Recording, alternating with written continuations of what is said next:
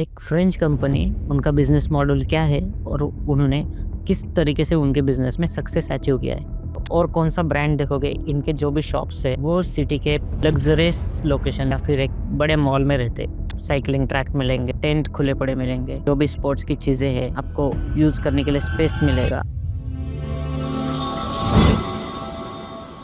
So hello everyone, आज हम एक न्यू बिजनेस के केस स्टडीज़ के बारे में बात करने वाले हैं।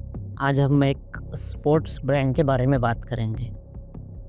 एक ब्रांड जिसका कोई भी ब्रांड एम्बेसडर नहीं है, ना उनका कोई फ्लैशी बिलबोर्ड है, ना उनका कोई टीवी एड्स है, फिर भी एक ब्रांड कैसे इंडिया में एडिडास हो, नाइकी हो, पूमा हो, ये सारे टॉप के ग्लोबल ब्रांड्स को टक्कर दे रहा है। तो आज हम बात करने वाले हैं डिकैथलॉन के बारे में।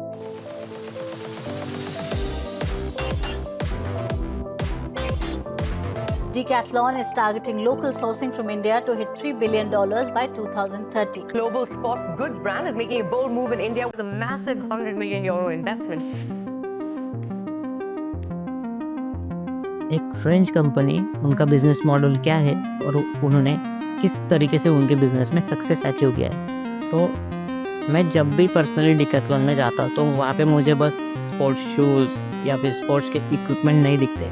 वहाँ पे दिखता है मुझे एक जीनियस बिजनेस स्ट्रैटेजी और एक जीनियस प्रमोशन स्ट्रैटेजी। डिकैथलॉन ने इंडिया के पूरे रिटेल मार्केट को ही बदल के रख दिया है। तो चलिए अब हम देखते हैं कि एक्चुअल में इनका क्या प्लान है और किस तरीके से इनका बिजनेस मॉडल है।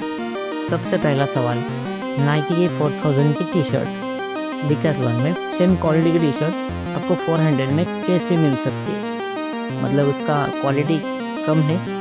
Absolutely no. अभी यहाँ पे ये सब चीज़ें वो कैसे प्रोवाइड कर रहे हैं? तो फर्स्ट रो एनालिसिस है कि most brands hire third party factories and huge marketing margin, then distribute margin and finally retailer margin.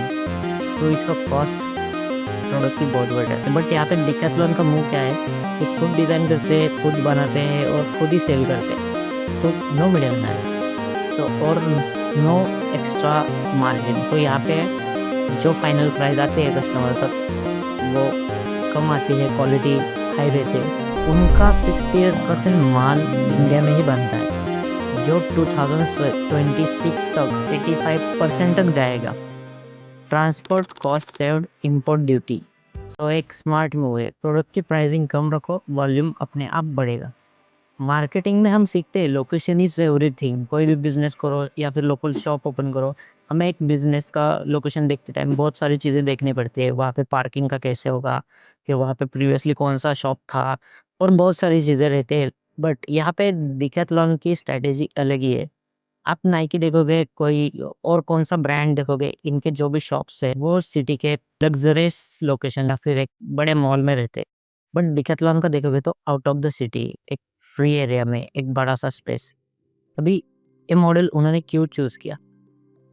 जब डिकैथलॉन ने ये न्यू मॉडल बिजनेस का स्टार्ट किया था, डिकैथलॉन जब लॉन्च हुआ था, तो लोगों ने यही समझा था कि ये मतलब नॉनसेंस आइडिया है, क्योंकि इतने दूर लोग कौन जाएंगे शॉपिंग करने। तो यहाँ पे डिकैथलॉन को एक अलग से कस्टमर एक्सपीरियंस देना था। वहाँ पे वो आप डिकैथलॉन जाओगे तो वहाँ पे साइकिलिंग ट्रैक मिलेंगे, टेंट खुले पड़े मिलेंगे, जो भी स्पोर्ट्स की चीज़ें हैं आपको यूज़ करने के लिए स्पेस मिलेगा। तो लोग यहाँ पे ना कि बस 10-15 मिनट की शॉपिंग के लिए जाने लगे, वहाँ पे एक्सपीरियंस लेने के लिए, घूमने के लिए जाने लगे। और एक इम्पॉर्टेंट थिंग, डिकैथलॉन का स्टाफ। अभी स्टाफ वहाँ पे स्टाफ नहीं, एक्चुअली वहाँ पे एथलीट वर्क करते हैं। तो सोचो कि आपको एक फुटबॉल लेना है और आप वहाँ पे गए, और जो ऑलरेडी एक प्लेयर है या रह चुका है, वो अगर आपको कोई कुछ चीज़ों में गाइड करेगा तो ऑब्वियसली आपका उस ब्रांड के रिगार्डिंग ट्रस्ट बढ़ेगा, तो ऑब्वियसली आपका परचेस का परसेंटेज बढ़ेगा। सो एक दोनों तरीके से मतलब एज अ स्ट्रगलिंग एथलीट होगा कोई, और एक न्यू कस्टमर है, न्यू बिगिनर कोई बच्चा है, उसको पेरेंट के साथ वो जा रहा है ख़रीदने के लिए, तो डिकैथलॉन की स्ट्रैटेजी की वजह से एक कस्टमर को राइट डायरेक्शन भी देने वाला कोई तो मिल गया, और जो भी स्ट्रगल कर रहा है एथलीट उसके करियर में, उसको फाइनेंशियल हेल्प चाहिए, तो उसको एक स्पेस भी मिल गया है कि उसके नीश में वो वर्क कर सके। और एक important move, the endowment effect. Try before to buy.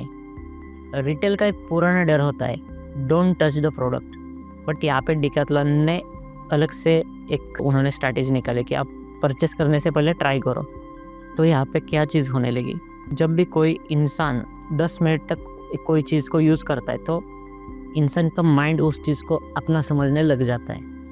तो यहाँ पे उनका परचेस का भी परसेंटेज इसी वजह से भी बढ़ा, उसको ही इंडोमेंट इफेक्ट हम कहते हैं।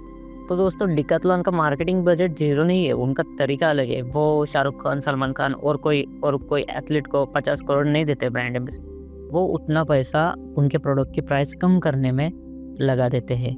लाइक रिजल्ट कैसे है कि एग्जांपल कि जब कोई 699 का फुटबॉल खरीद करता है तो उनके लिए वही बंदा ब्रांड एम्बेसडर है।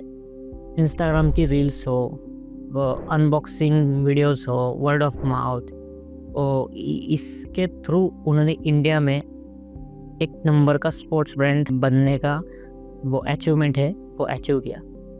ना कोई टीवी एड्स, ना कोई लग्जरियस बिलबोर्ड वगैरह, बिना यूज़ किए। तो हमें कंक्लूजन क्या मिलता है, डिकैथलॉन ने प्रूव कर दिया कि इन 2026 अगर आपके प्रोडक्ट यूटिलिटी और कस्टमर एक्सपीरियंस सॉलिड है तो आपको शोर मचाने की ज़रूरत नहीं है, कस्टमर रिटेंशन आपके पास 100% होगा। तो गाइस आपको क्या लगता है, क्या रिलायंस या कोई इंडियन ब्रांड्स डिकैथलॉन के इस मॉडल को टक्कर दे सकता है? प्लीज़ आपकी राय कमेंट में बताओ, और अगर आपको ऐसे बिजनेस के स्टडीज़ पसंद है तो हमें फॉलो ज़रूर करना। Thank you.